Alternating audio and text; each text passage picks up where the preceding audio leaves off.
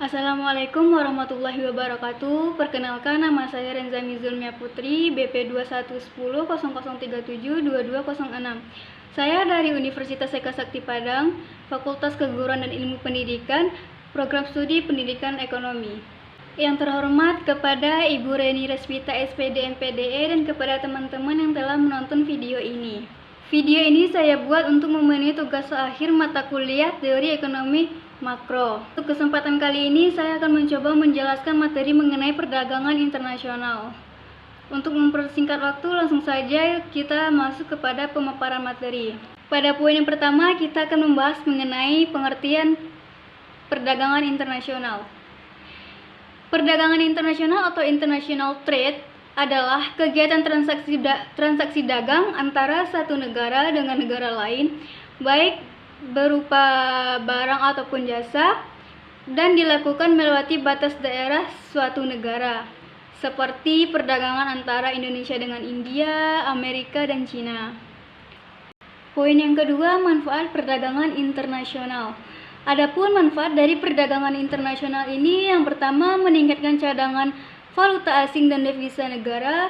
Yang kedua, dapat mencukupi kebutuhan dan barang-barang dan jasa yang tidak diproduksi dalam negeri.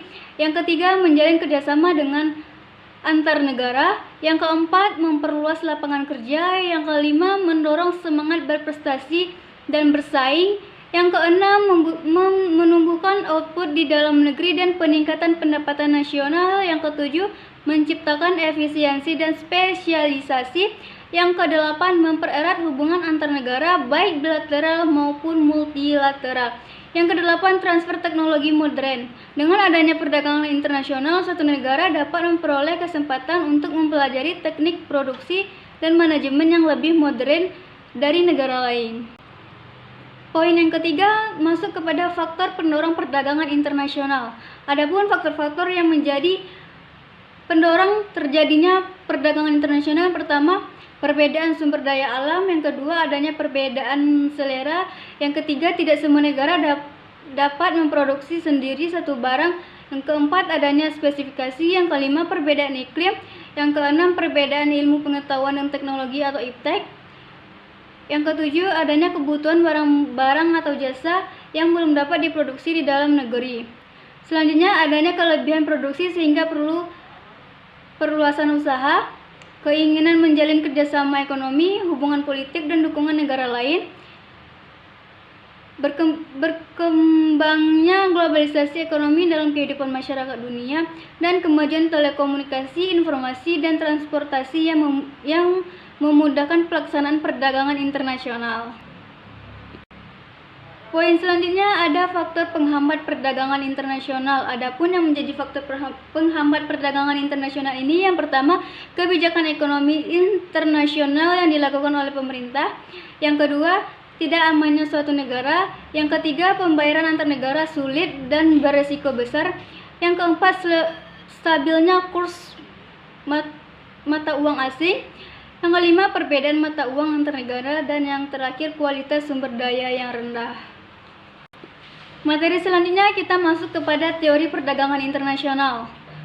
Di sini teori yang akan saya bahas ada 4. Yang pertama, merkantilisme. Yang kedua, absolute advantage. Yang ketiga, comparative advantage. Yang keempat, the proportional factor theory. Untuk itu mari kita bahas satu-satu. Yang pertama, teori merkantilisme atau export-import. Merkantilisme adalah praktik dan teori ekonomi yang dominan di Eropa pada abad 16 sampai abad 18 yang dipromosikan lewat peraturan ekonomi pemerintah suatu negara untuk tujuan menambah kekuasaan negara dengan mengorbankan kekuatan nasional saingannya. Satu-satunya cara bagi suatu negara untuk menjadi kaya dan kuat adalah dengan cara melakukan sebanyak mungkin ekspor dan sedikit mungkin impor. Yang kedua, teori keunggulan mutlak atau absolute advantage. Teori keunggulan mutlak atau absolute advantage teori adalah salah satu teori yang menjadi dasar perdagangan internasional. Teori keunggulan mutlak dalam perdagangan internasional dikemukakan oleh Adam Smith. Negara melakukan perdagangan internasional dengan negara lain jika negara tersebut memiliki keunggulan.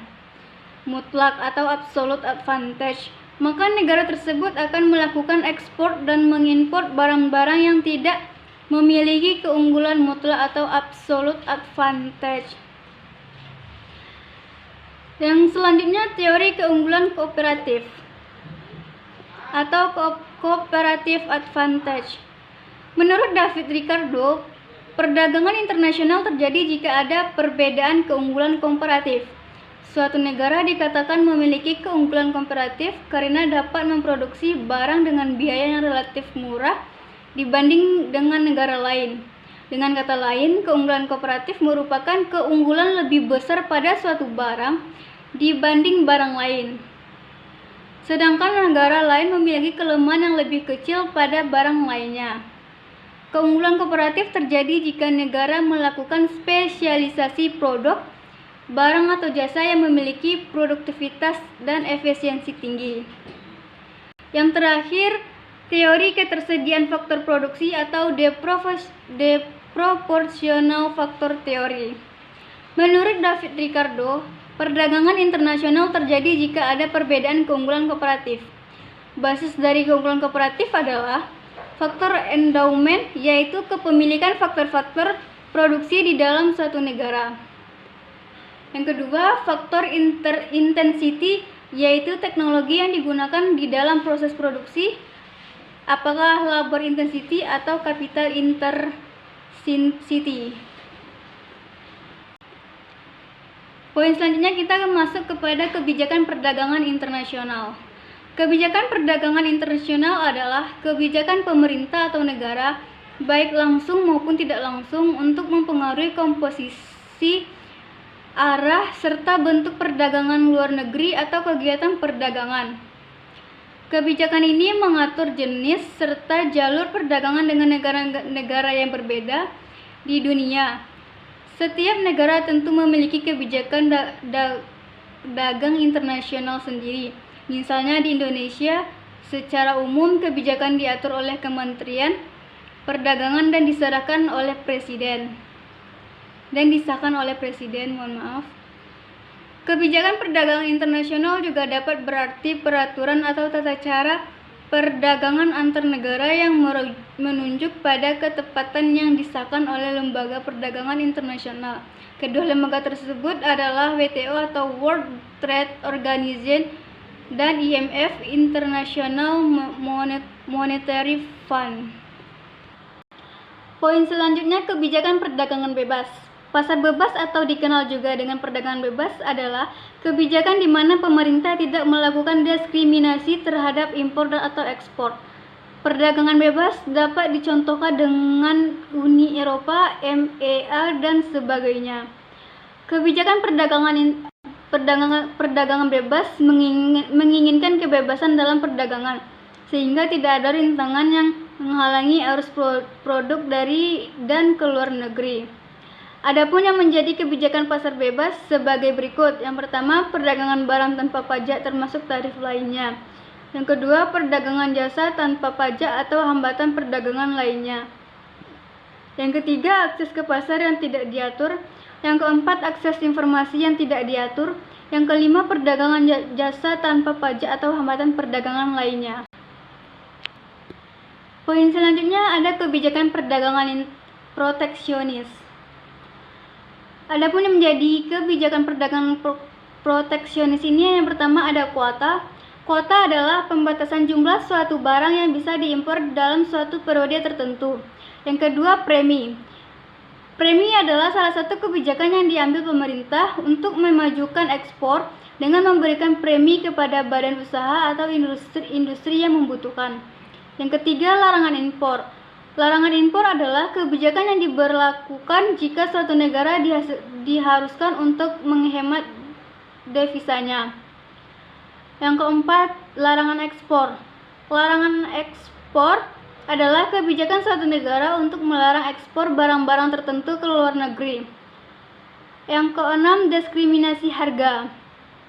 Diskriminasi harga adalah penetapan harga barang yang berbeda untuk masing-masing negara. Yang ketujuh, dumping. Dumping adalah pendapatan harga barang yang diekspor lebih murah dibandingkan harga jual dalam negeri. Masuk kita kepada poin yang terakhir, yaitu tujuan kebijakan perdagangan. Tujuan kebijakan perdagangan internasional untuk suatu negara adalah meningkatkan kesejahteraan masyarakatnya. Tujuan kebijakan perdagangan internasional untuk mendapatkan manfaat perdagangan yang akan menambah pendapatan dari suatu negara. Secara garis besar, tujuan kebijakan perdagangan internasional tentunya adalah untuk memperoleh keuntungan. Tidak hanya itu, adapun tujuan lain dari kebijakan perdagangan internasional yang pertama, mengendalikan ekspor dan impor, yang kedua, meningkatkan pertumbuhan ekonomi, yang ketiga, menyehatkan neraca pembayaran, yang keempat, meningkatkan kesempatan kerja, yang kelima, melindungi industri dari sektor-sektor dan dalam negeri, yang keenam, menyeimbangkan ekspor dan impor agar anggaran belanja negara terpenuhi. Sekian pemaparan materi dari saya yang dapat disampaikan. Mohon maaf atas segala kekurangannya. Terima kasih kepada teman-teman yang telah menonton. Video kali ini saya tutup dengan wassalamualaikum warahmatullahi wabarakatuh.